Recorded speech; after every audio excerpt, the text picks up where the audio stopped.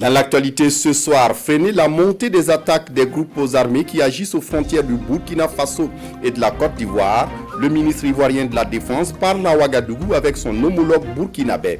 Il s'agit pour les deux pays de mutualiser les moyens afin de pouvoir aller de l'avant. Les deux armées mènent déjà un certain nombre d'opérations de sécurisation de leurs frontières. Mais qu'est-ce que cette visite du ministre ivoirien va changer dans la démarche? On en parle dans ce journal. Et dans ce journal, le commerce entre le Burkina Faso et l'Union européenne appelé à connaître un essor sans précédent. Le ministre burkinabé du commerce échange avec le chef de la délégation de l'Union européenne dans le pays. Les points discutés sont entre autres les réformes au niveau de l'OMC, mais aussi les grandes réformes du secteur privé burkinabé, comme vous le verrez dans cette édition. Et dans cette édition, après un rendez-vous manqué hier dimanche, la lauréate du concours de Voice Afrique francophone, Lady Shane, est enfin arrivée à Ouagadougou. L'artiste Augustine Naon, à l'état civil, a remporté le 1er mai dernier à Abidjan la saison 3 du concours de chant de Voice Afrique francophone. Comment elle a vécu cette expérience? Elle sera sur ce plateau pour répondre à nos questions. Bonsoir et ravi de vous retrouver. En séjour au Burkina Faso, le ministre ivoirien de la Défense chez le président du Faso, Téné Brahima Ouattara, est porteur d'un message du président ivoirien Alassane Ouattara. Message dont le contenu n'a pas été révélé à la presse, mais à sa sortie d'audience, l'émissaire ivoirien est revenu sur les points abordés au cours de l'audience. Le point avec Souleymane Sanou et Aimé Soulange Guigma. En visite chez le président du Faso, le ministre d'État, ministre de la Défense de la Côte d'Ivoire, Téné Birahima Ouattara, accompagné par son homologue burkinabé. Cette visite se veut un cadre d'échange sur des questions d'intérêt commun et un témoignage de courtoisie. Je ne peux venir en terre burkinabé sans venir présenter mes civilités au président du Faso. Il était normal que nous puissions passer, le saluer, lui faire un message du président Ouattara. Nous pensons que la lutte contre le terrorisme ne peut être menée par un seul État. Il faut donc, comme je le disais tout à l'heure, se tenir informé, essayer de mettre ensemble nos moyens. Comme vous pouvez le savoir, nous sommes des pays en développement. Nous n'avons pas beaucoup de moyens et il est important que nous puissions les mettre ensemble pour essayer de faire en sorte que nos populations puissent vivre en paix et en sécurité. Ministre de la Défense depuis le 8 mars dernier, Téné Birahima Ouattara entend à travers ce déplacement dynamiser la coopération militaire entre les deux pays pour plus d'efficacité sur le terrain des opérations contre les groupes armés terroristes. Juste avant cette audience, le ministre ivoirien de la Défense a eu une séance de travail avec son homologue burkinabé. Les deux ministres de la Défense et leurs collaborateurs ont échangé autour de la sécurisation de leurs frontières. Ils envisagent une mutualisation des forces pour lutter contre le terrorisme. Draman Guéné, Jean-Eudes Bayala. Deux ministres de la Défense, une seule ambition. Chérif Si du Burkina et Téné Birahima Ouattara de la Côte d'Ivoire.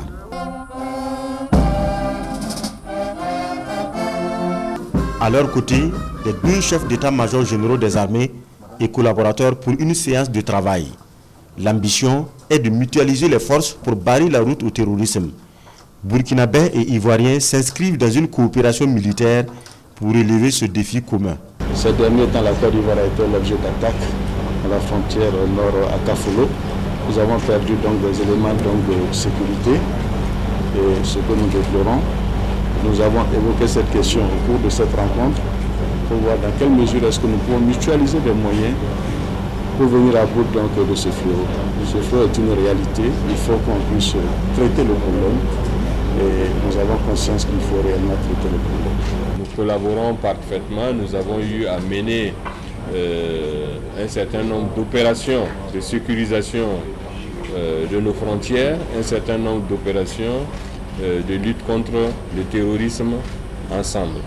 Bien entendu, il y avait déjà une commission qui réunissait les cadres de défense et de sécurité et même du renseignement de nos deux pays.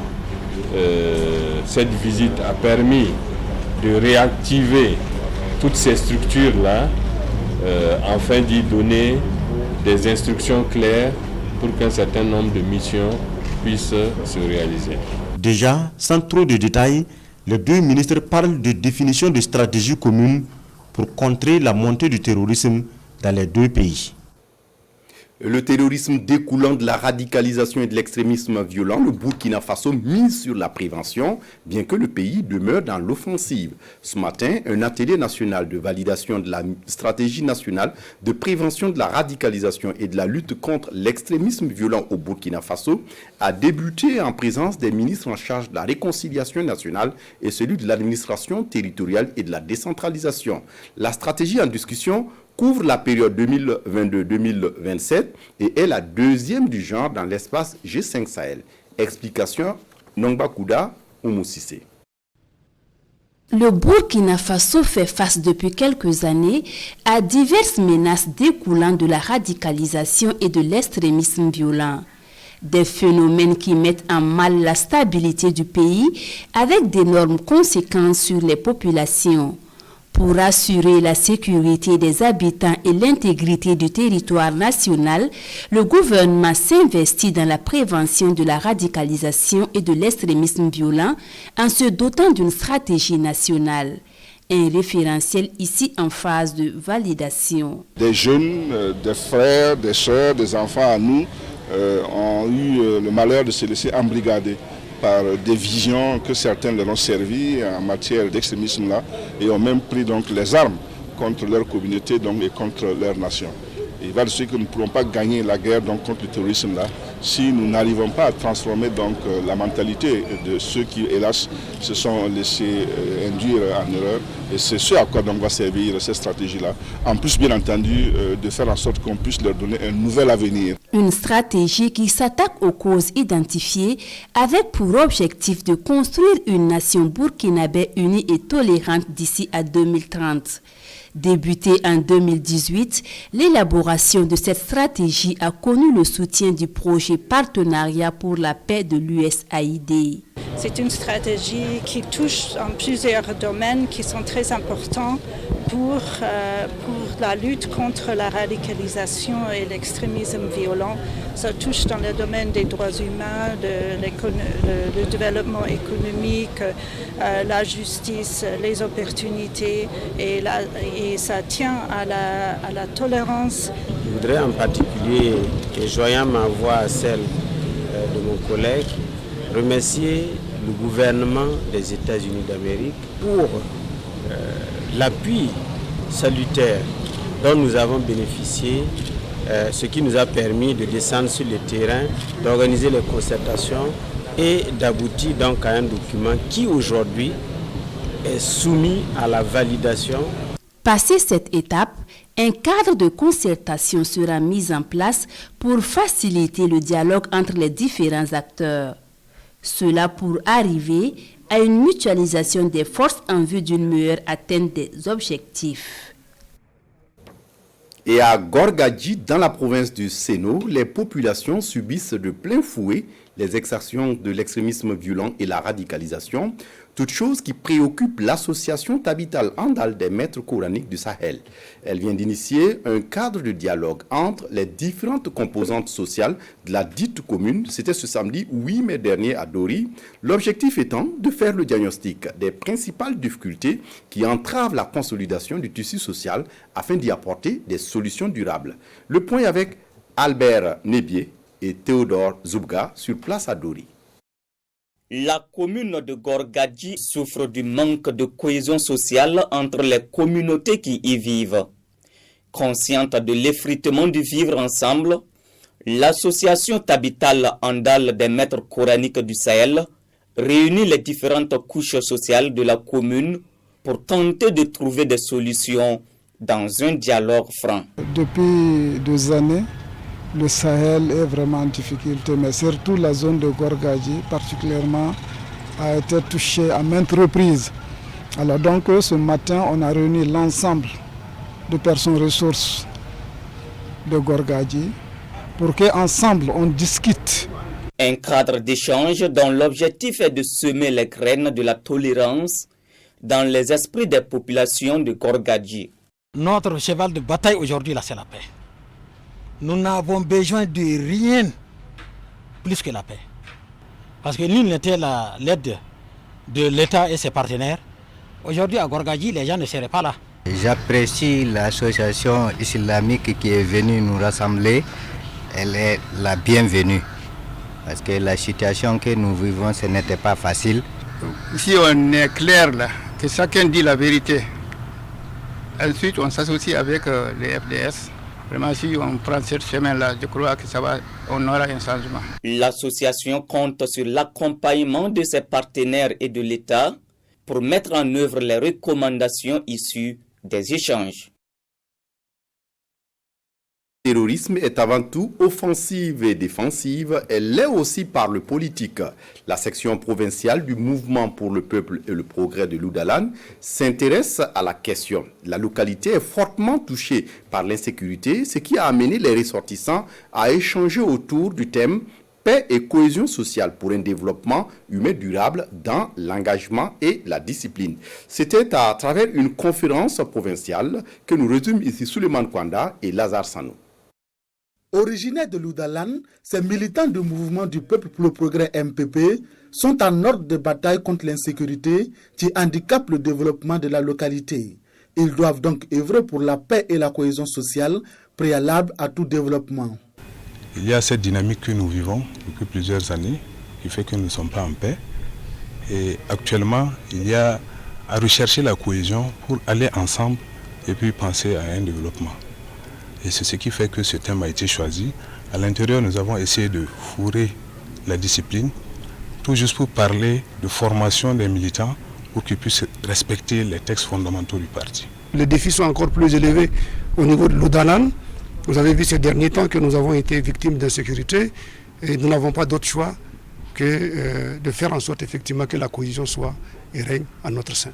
Pour mener à bien cette lutte, le MPP Loudalan bénéficie du soutien de militants venus de Ouagadougou. Nous sommes sûrs qu'au sortir de cette conférence, tous les camarades vont en tout cas être ensemble pour que les combats futurs puissent être réussis avec brio, car vous savez que nous sommes un grand parti et nous comptons rester durablement au pouvoir et nous sommes rassurés et nous transmettrons le message que les fils, les responsables et les cadres de Loudalan sont en ordre de bataille pour qu'on puisse réussir et la paix, et le développement, et l'épanouissement du parti. Cette conférence a été l'occasion pour les membres et sympathisants du mouvement du peuple pour le progrès de donner des informations sur la situation de la nation, la vie du parti, mais surtout préparer le congrès du parti qui va se tenir bientôt. Autre actualité dans ce 20h, le commerce entre le Burkina Faso et l'Union européenne discuté au cours d'une séance de travail entre le ministre burkinabé du commerce et le chef de la délégation de l'Union européenne au Burkina Faso. Les deux parties ont donc discuté entre autres des réformes au niveau de l'Organisation mondiale du commerce OMC, des grandes réformes au niveau du secteur privé burkinabé, mais aussi de la mise en œuvre des projets et des réformes nécessaires à l'amélioration du climat des affaires au Burkina Faso. Roger Kam, Moumouni Soubega pour les explications. Le ministre de l'Industrie, du Commerce et de l'Artisanat et l'ambassadeur-chef de la délégation de l'Union européenne au Burkina font le point de leur coopération. Des échanges au cours desquels l'ambassadeur de l'Union européenne est revenu sur la réforme de l'OMC, la programmation de la coopération bilatérale entre l'Union européenne et le Burkina pour la période 2021-2027 et les réformes engagées au profit du secteur privé. Nous allons dans l'avenir travailler encore plus avec le secteur privé comme premier moteur de développement et nous allons avoir des instruments à notre disposition à l'avenir pour soutenir l'investissement privé mais aussi l'investissement public. Nous allons discuter aussi dans les semaines et mois à venir ce qu'on peut faire ensemble pour améliorer le climat d'investissement. Côté burkinabé, les échanges commerciaux avec l'Union européenne se focalisent sur des produits comme les huiles, le miel et le solaire. Et pour cela, le département de Aruna Kaboré veut désormais promouvoir ces échanges à travers la mise en œuvre de certains projets. Nous sommes aussi en train de travailler et de mettre en œuvre le projet PACAO. C'est un projet qui participer à la transformation structurelle de l'économie en accompagnant donc des filières porteuses et bien d'autres secteurs donc qui permettent donc de transformer nos matières premières locales. Et aussi dans le secteur donc de l'artisanat avec le projet Modétique qui se donne les moyens donc de transformer davantage donc les produits donc autour donc, du coton et bien d'autres matières premières et pour leur permettre donc de s'insérer au marché international. Selon le chef de la délégation de l'Union européenne au Burkina, la récente stratégie de politique commerciale de l'Union européenne a identifié l'Afrique comme un partenaire prioritaire et majeur. Selon lui, l'Union européenne se positionne également comme le premier marché pour les produits burkinabés. Les deux parties se réjouissent de l'excellence du niveau de leur coopération. Et avant de quitter les locaux de l'Union européenne, le ministre Aruna Kaboré a offert un chapeau labellisé de Saponé à l'ambassadeur de l'Union européenne au Burkina Faso. De son côté, le ministère de l'Éducation nationale, de l'alphabétisation et de la promotion des langues nationales signe un partenariat avec la Commission de l'informatique et des libertés. Il s'agit d'une convention d'éducation au numérique et à la protection de la vie privée des acteurs de l'éducation. Du protocole d'accord de ce partenariat, on retiendra que la Commission de l'informatique et des libertés va accompagner le MENAPL à l'élaboration des modules de formation pour intégrer dans les curricula de formation des élèves en termes d'éducation et au numérique, mais aussi à la protection de leur vie privée. La rencontre a aussi donné l'occasion d'échanger autour des assises nationales sur l'éducation en préparation. Salif Belem, Sekouzongo. Le professeur Waro et Marguerite Ouedraogoné Bonané paraphent ici un protocole d'accord entre le ministère de l'Éducation nationale et de la promotion des langues nationales et la Commission de l'informatique et des libertés, CIL. Des signatures qui engagent les deux institutions dans une collaboration sur une durée de 10 ans renouvelable. L'éducation au numérique à travers des modules de formation, la manipulation des données personnelles et la protection de la vie privée sont les points clés de cette convention de coopération. On voit comment les gens consomment sans modération, donc tout ce qu'il y a sur les réseaux sociaux manipule souvent les informations et nous avons pensé qu'il était bon que nous puissions sensibiliser et toucher donc les 5 millions d'élèves que nous avons, et donc ça c'est le quart de la population burkinabé et ça aura un impact sur la population. Et donc on est très heureux que cette démarche ait abouti aujourd'hui, qui va nous permettre à travers un comité que nous allons mettre en place par arrêté, donc de pouvoir travailler à la mise en place donc de toutes les dispositions contenues dans le protocole d'accord. Nous avons signé aujourd'hui ce protocole d'accord en vue de pouvoir accompagner le ministère dans l'éducation de nos enfants, dans l'éducation de nos jeunes, en insérant dans les curricula de l'enseignement des modules relativement à l'éducation au numérique des jeunes. En marge de cette signature de convention, Stanislas Waro, accompagné de ses collaborateurs, ont présenté à la CIL les enjeux de la tenue des assises nationales sur la réforme du système éducatif. Une rencontre pour le succès de laquelle le ministère sollicite également la contribution de la CIL. Et justement, à propos de ces réformes sur le système éducatif burkinabé, des élèves sont toujours vent debout contre ces réformes. Ce matin, dans plusieurs localités du pays, ils ont manifesté pour exprimer leur mécontentement face à ces changements futurs dans l'enseignement. C'est ainsi qu'ils ont bloqué des axes comme Ouaga, Kaya, Manga et autres. Et ce matin également, les enseignants ont à leur tour manifesté contre ces réformes qu'ils condamnent à travers une déclaration.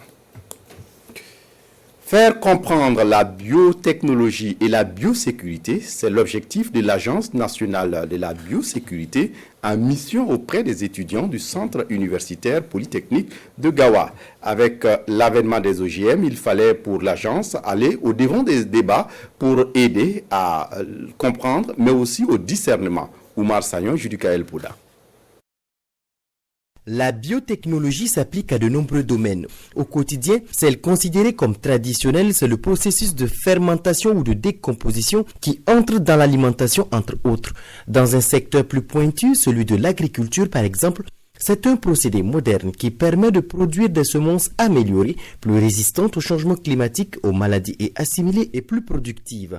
C'est en somme l'information qu'est venue partager l'Agence nationale de la biosécurité avec les étudiants du Centre universitaire polytechnique de Gawa. Les chercheurs travaillent à développer des technologies pour faire face aux contraintes émergentes que sont la sécheresse, les inondations, les problèmes de maladies sur nos cultures. Et quelquefois, on utilise des outils tels que les biotechnologies pour faciliter ce travail. Ce n'est pas d'actualité, ça se fait il y a très longtemps. Mais malheureusement, avec l'avènement des OGM, vous voyez, donc il y a un débat passionné sur la question, de sorte que les gens font beaucoup de confusion. Et c'est un domaine bien encadré par l'Agence nationale de la biosécurité. Par cette conférence, l'agence se fait mieux connaître et par ricochet les textes en la matière. Nous avons choisi des universités qui ont des structures, des filières de formation axées sur l'agro-pastoral ou dans le domaine agricole. Aujourd'hui, ces biotechnologies modernes sont beaucoup plus développées dans le domaine de l'agriculture. Et ces étudiants aujourd'hui veulent mener des activités et s'installer à leur propre compte et utiliser des variétés productives. Alors les variétés productives aujourd'hui, nous les trouvons beaucoup plus dans des organismes, dans des végétaux qui ont subi des modifications. S'ils ne connaissent pas les textes qui régissent cela, ils peuvent être frappés de pénalités ou d'interdiction. Cette session d'information et de sensibilisation sur la biotechnologie et la biosécurité s'étendra au-delà de l'université de Gawa. À terme, plus de 1500 étudiants sont visés par cette campagne nationale.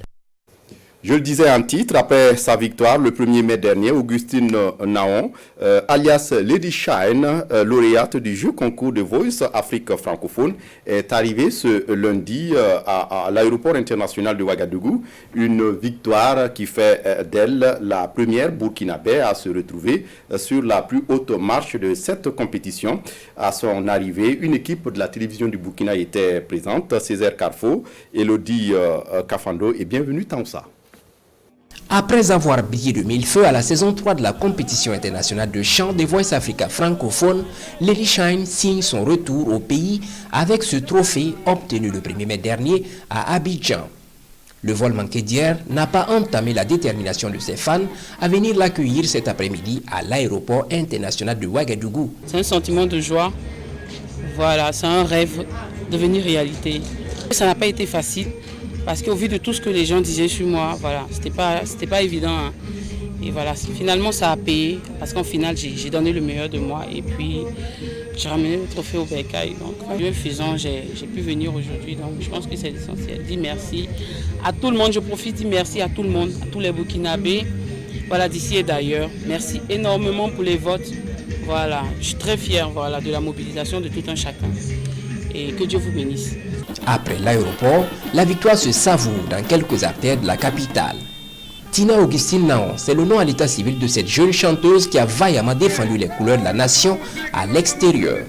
À The Voice, Lady Shine interprète avec brio la chanson Deaf Society de l'artiste ivoirien Mewe. La jeune artiste de 28 ans termine la compétition en beauté par un duo avec le doyen Baït Pinto.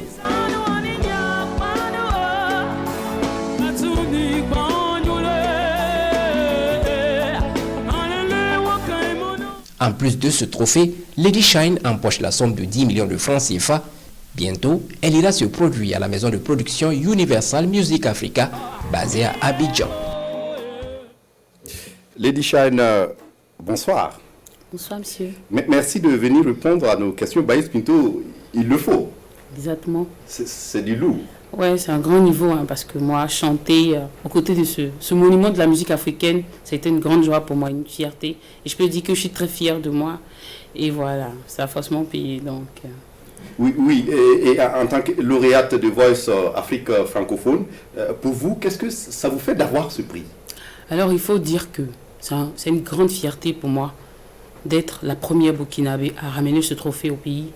Et en tant que lauréate de The Voice, il faut dire que c'est un sentiment de fierté qui m'anime, mais c'est pas forcément avec le trophée en fait. C'est pas forcément. On va dormir à la maison pour dire en fait c'est fini. Là le travail commence. Ce n'est que le début. Ce n'est que le début et là je travaille encore d'arrache-pied pour faire sortir quelque chose sur le marché de disques. Tout à fait, à la conquête d'autres victoires. Exactement. Voilà. Oui. Et on le sait, vous êtes une ancienne candidate de Faso Academy, une compétition un peu à l'image de Voice. Et on peut dire qu'il y a une partie du Burkina dans cette victoire. Ah oui, il faut dire qu'il y a une partie, il y a une partie du Burkina dans cette victoire parce que c'est tout ce cheminement-là qui m'a permis d'arriver là. Voilà. De Faso Academy, tout ça, je me suis formée et voilà. Aujourd'hui, je sors lauréate d'un grand concours comme The Voice Afrique. Il faut dire que c'est pas du donné. Donc, je suis fière de mon parcours parce que quand on prend ma biographie et qu'on dit voilà, elle a commencé par Faso Academy, aujourd'hui elle est lauréate de The Voice. C'est bon pour le CV, c'est bon également pour la suite de la carrière. Voilà, exactement. Donc, oui, mais on va rapidement mettre entre parenthèses cette question de votre nationalité. Vous êtes burkinabé ou ivoirien? Je suis bel et bien burkinabé. Je suis burkinabé de père et de mère. Donc, c'est pas à discuter. Oui, et vous devez aller à Ouaïguia, chez Nava Kiva, pour prêter allégeance. Oui, c'est bien ça. C'est ça. Merci de cette réaction. Déjà une consécration, mais pour vous, quel est l'avenir? Alors, il faut dire qu'après The Voice, c'est pas rester à la maison dormir. Il y a un travail, il y a un album qui se prépare et qui va sortir d'ici juin. Donc, ça bosse. Et je travaille dur, voilà, pour faire sortir mon album. D'abord un single et après un album.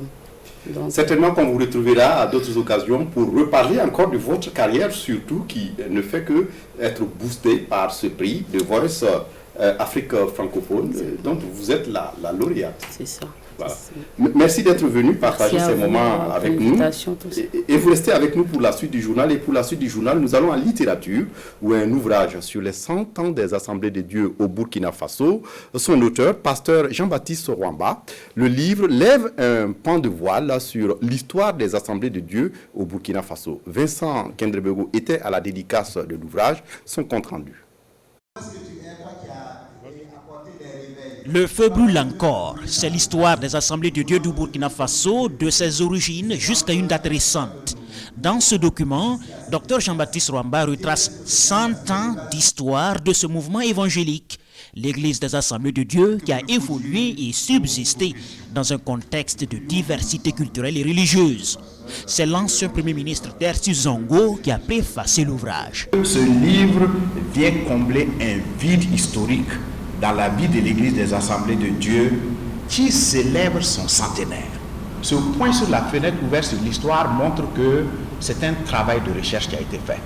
Le feu brûle encore. C'est aussi le livre qui rend hommage aux missionnaires qui ont apporté la flamme de l'Évangile en Haute-Volta, parfois au péril de leur vie, mais aussi un hommage à ceux qui l'ont entretenu jusqu'à ce jour. Dans le livre des Actes des Apôtres, le Saint-Esprit est comparé au feu. Et les premiers missionnaires qui sont arrivés ici en 1921, ils ont apporté ce feu-là dans notre pays. Et on voit que même 100 ans après, nous voyons la puissance du Saint-Esprit à l'œuvre. C'est la raison pour laquelle le livre est intitulé « Le feu brûle encore ». Il brûlera toujours jusqu'à l'avènement du Seigneur. Et nous souhaitons que tous les chrétiens et toutes les écoles bibliques s'approprient ce livre-là, qui est un livre historique, un livre de référence. Dr Jean-Baptiste Rwamba, pasteur principal de l'église centrale des Assemblées de Dieu de Ouagadougou, est aussi enseignant dans plusieurs facultés de théologie et membre du bureau exécutif du Conseil général des Assemblées de Dieu de Burkina. Le feu brûle encore a été sa thèse de doctorat présentée dans une université américaine sous le titre anglais « The Fire is Still Burning ». Et puis pour refermer cette édition à l'étranger, l'escalade de la violence entre l'armée israélienne et les Palestiniens. Après un week-end de violence dans la ville sainte de Jérusalem, de nouveaux affrontements ont éclaté ce lundi sur l'esplanade des mosquées à Jérusalem-Est entre policiers israéliens et des manifestants palestiniens, donnant lieu à des centaines de blessés. Après un week-end de violence, de nouveaux affrontements ont eu lieu à Jérusalem-Est lundi matin entre Palestiniens et policiers israéliens. Le Croissant Rouge fait état de plus de 305 blessés palestiniens. 200 ont été évacués dans des ambulances. De nombreuses blessures au visage et aux yeux ont été causées par des balles en caoutchouc tirées par la police israélienne, selon le directeur de l'hôpital Makassid.